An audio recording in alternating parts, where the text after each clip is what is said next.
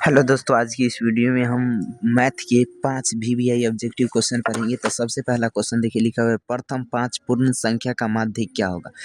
ठीक है, या तो पहले उसके बाद देखिए लिखा हुआ है प्रथम 3 लगातार प्राकृत संख्या का माध्य क्या होगा। तो प्रथम 3 प्राकृत संख्या का आता है ना, तो यहाँ पर देख लीजिए प्राकृत संख्या होता क्या है। तो लिखा हुआ है गिनती की संख्या को प्राकृत संख्या कहते हैं। तो कहता है प्रथम 3 लगातार प्राकृत संख्या ना। तो प्रथम 3 लगातार संख्या कौन कौन होगा, प्राकृत संख्या होगा। तो 1, 2 और 3 ये प्रथम 3 लगातार प्राकृत संख्या है। ठीक है, तो इसका माध्य ज्ञात करेंगे। तो माध्य बराबर क्या होता है, माध्य बराबर होता है अंकों का योग अवट्टावे अंकों की संख्या, यही ना होता है। तो यहाँ पर देख लीजिए अंकों का योग करेंगे तो सभी अंक कितना है। तो यहाँ पर लिखा हुआ है 1 जोड़ में 2 जोड़ में 3 अवट्टा में कितना, अंकों की संख्या 3 हो जाएगा ना।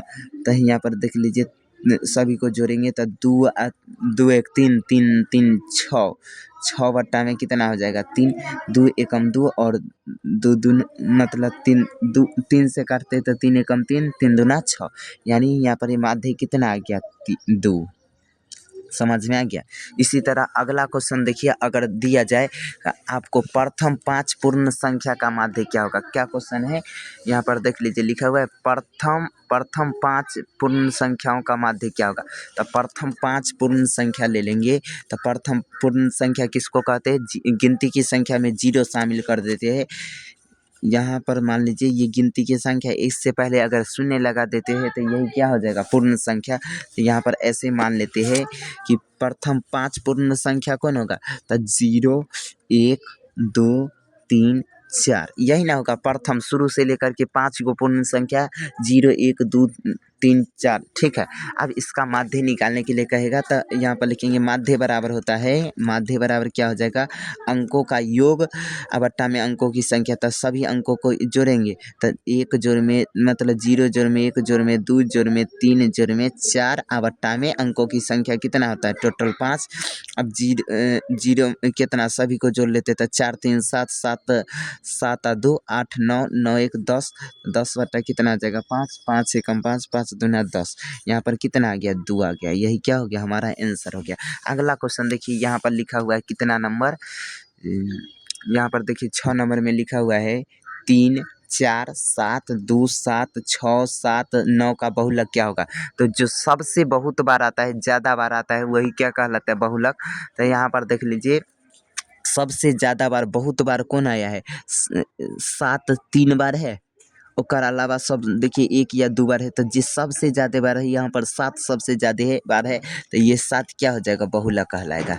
ठीक है, अब आगे सुनिए, लिखा हुआ है यहाँ पर 3 5 2 5 7 5 8 5 में बहुलक क्या होगा। तो सबसे ज़्यादा बार 5 है ना, तो इसीलिए इसका बहुलक क्या होगा, 5 होगा। समझ में आ गया, कोई दिक्कत है। आगे 4, यहाँ पर देखिए 4 नंबर में क्वेश्चन क्या कहता है, यहाँ पर कहता है कि वर्ग अंतराल 10 से 20 का माध्य क्या होगा। वर्ग अंतराल 10 से लेकर के 20 का क्या मतलब वर्ग चिन्ह क्या होगा। तो ये दोनों के बीच की संख्या क्या होगा।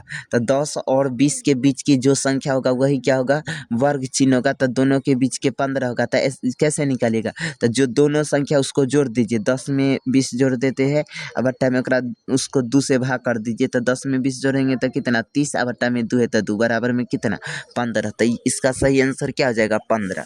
इसी तरह आगे देखिए, आगे लिखा हुआ है, दिखाई दे रहा है क्या, यहाँ पर कहता है 1 3 0 3 1 1 3 का बहुलक क्या होगा। तो सबसे बहुत बार कौन है, 3 है ना। तो 3 इसका क्या हो जाएगा, बहुलक हो जाएगा। अब आगे देखिए लिखा हुआ है मध्य का क्या होगा। तो मध्य का कैसे निकालते हैं, तो जैसे में मान लीजिए कि जो दिया गया है उसको हम क्या करते हैं, आरोही क्रम में सजाते हैं या अवरोही क्रम में सजाते हैं। तो यहाँ पर देख लीजिए क्या दिया गया, उसको हम पहले क्या करते हैं, आरोही क्रम या तो अवरोही क्रम में सजा लेते हैं।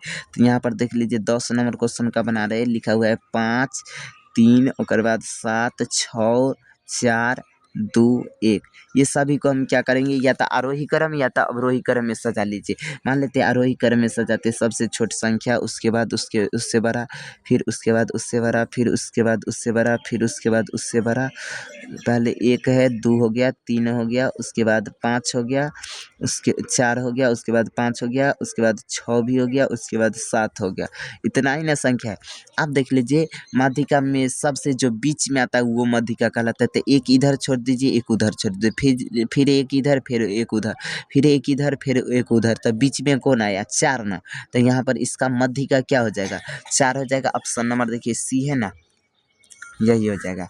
ठीक है, अब चलिए आगे, ये माध्य से तो हम बता चुके हैं ऐसा एक क्वेश्चन। तो अब हम आगे बतलाते हैं कि परिसर कैसे निकालते हैं। तो यहाँ पर देख लीजिए लिखा हुआ है 24, इसी में बतला देते हैं, टाइम पास नहीं होना चाहिए। यहाँ पर देख लीजिए क्या लिखा हुआ है, परिसर कैसे निकालते हैं। तो लिखा हुआ है 24 15 22 13, अगर बाद 9 10 और 30 का परिसर क्या होगा। तो परिसर क्या होता है, तो जब सबसे बड़ा संख्या होता है उसमें से सबसे छोटी संख्या को घटा देते हैं, तो वही क्या होता है, परिसर होता है। तो यहाँ पर देख लीजिए सबसे बड़ी संख्या कितना है, तो सबसे बड़ी संख्या यहाँ पर 30 है, और सबसे छोटी संख्या कितना है, तो सबसे छोटी संख्या यहाँ पर कितना है, 9 है ना। तो 9 घटा देते हैं तो यहाँ पर कितना आ जाता है, 21 आ जाता है। यही क्या हो जाएगा, हमारा परिसर हो जाएगा। समझ में आ गया। अब आगे देखिए और कौन बतलाए, जो सब यहाँ पर भी देख लीजिए एक और परिसर का क्वेश्चन दिया गया। इसमें कहता है आंकड़े 8 6 12 4 13 20 7 2 3 3 10 का परिसर क्या होगा। तो इसमें सबसे बड़ी संख्या को खोजिए तो कितना हो जाएगा। तो इसमें देखिए तो कितना है, तो सबसे बड़ी संख्या 12, 12 के बाद 20, 20, 20 है ना। सबसे बड़ी संख्या यहाँ पर कितना है, 20। सबसे छोटी संख्या को देखिए, तो सबसे छोटी संख्या कितना हो जाएगा, 4 है यहाँ पर, 7 2 2 है, सबसे छोटी संख्या 2 है। घटा लेते तो कितना, 20 में से 2 घटाते तो 18 ना। ऑप्शन नंबर सी ना हो जाएगा, यह 18 सही आंसर हो जाएगा। समझ में आ गया। और बतलाए क्या क्वेश्चन इससे।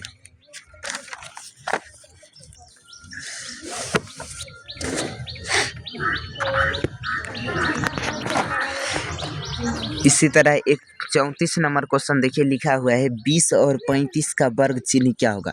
तो जिसका वर्ग चिन्ह पूछेगा उस दोनों संख्या को जोड़ दीजिए, ठीक है, और उसको 2 से भाग कर दीजिए। तो यहाँ पर लिखा हुआ है 20 और 35 है ना। तो 20 और 35 को जोड़ लिए और 2 से भाग करेंगे तो कितना हो जाएगा, जोड़ लेंगे तो यहाँ पर कितना आ जाएगा, यहाँ पर हो जाएगा, ऐसे जोड़िए तो 35 में 20 जोड़ते तो कितना हो जाएगा, 55। 55 को 2 से भाग करना है ना, तो भाग कर देते। तो यहाँ पर देख लीजिए 55 में 2 से भाग करेंगे तो कितना होगा, 55 ही ना होगा। ठीक है, 55 होगा, इनमें 2 से भाग करते तो कितना हो जाएगा, 2 बार में यहाँ पर 4 आ गया, एक अगला संख्या उतरेगा 15, 7 बार में कितना आ गया, 14। यहाँ पर एगो 10 पॉइंट देंगे, यहाँ पर पॉइंट देंगे तो यहाँ पर 1 आ जाएगा। उसके बाद एगो दशमलव दिए तो एगो 0 आएगा ना। तो यहाँ पर 5 दूना कितना हो जाएगा, 10, ये कट जाएगा। तो कितना आएगा, 27.5। यहाँ पर देखिए तो क्या ऑप्शन में है, 27.5, यानी ऑप्शन नंबर सी।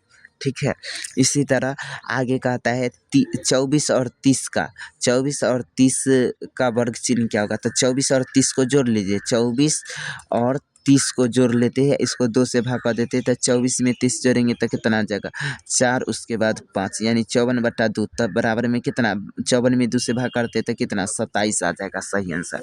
ठीक है, अब इसी तरह कहता है प्रथम 5 विषम संख्या का माध्य क्या होगा। तो प्रथम 5 विषम संख्या क्या होगा, जो 2 से पूरा भाग नहीं लगता है उसको विषम संख्या ना बोलते हैं। तो यहाँ पर कितना